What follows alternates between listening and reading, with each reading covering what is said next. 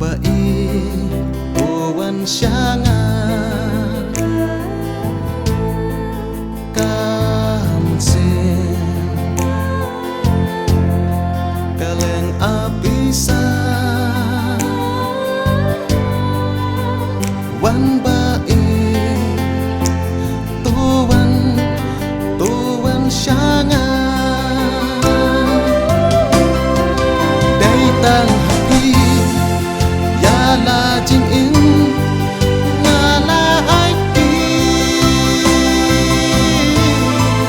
dai tang happy jing i chung na la ai ti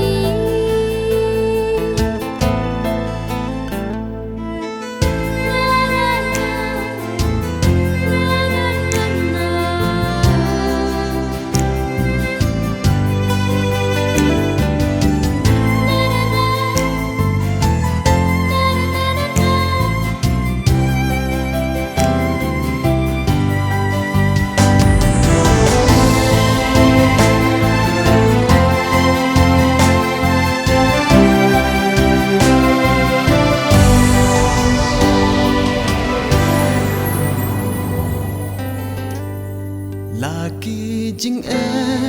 jing ya le kin wan ngan om xếp tiếng ngan om cần răng nga la ra cứ hado ka ba cứ tang happy shisha ngan yai ne sirta Pandan berpi mensim ketengan kat no mensim jonga kekmen day tang happy ngalarai balawe jangi kan yai pernah hak man ki klur kas ngi